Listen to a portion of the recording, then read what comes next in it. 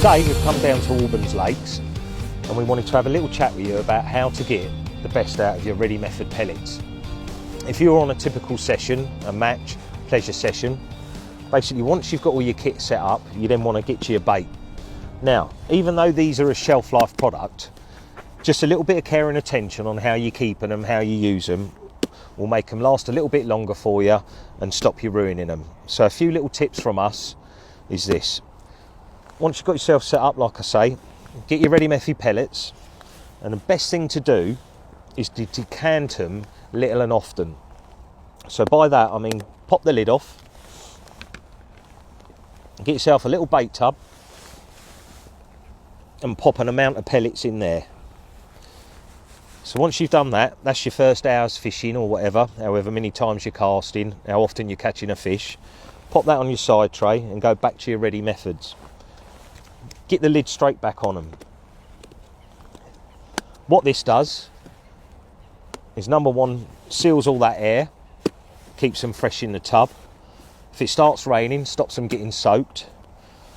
And another great tip is, once you've got that lid on, put them either back in your bucket or back in your carry-all in case the sun's shining, because direct sunlight on that lid is going to condensate, and again water will be dripping on those pellets. So basically what you've got is your pellets in your little tub. You can carry on fishing, filling up your method, and obviously once they begin to run low, get back to your ready method pellet tub, top up again, lid back on, and put them in your carry-all. Another thing that can happen once you've been fishing for a few hours and you're topping up and taking out, if the fishing is a little bit slower, the pellets that are on your side tray, they could start drying out. Obviously there's the air, the sun, the wind on them. So a great little tip is, if on your side tray you have a little tub of water, just run your hand through that water to dampen it, and then literally run that along the top of the pellets, turn them over, and basically that will just rejuvenate them enough so they're sticking to your method feeder again.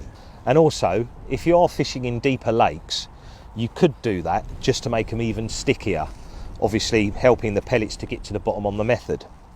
Now, one thing we would say to you is, if it comes to the end of your session and you're left with a few pellets like this that have had lake water on them, a top tip is to then put them into a little plastic bag, tie up the plastic bag, and then pop that back in the tub separate from your other pellets, because we don't want you to contaminate them with anything that might be in the lake water. But what you have in that plastic bag will still be okay to use on your next session.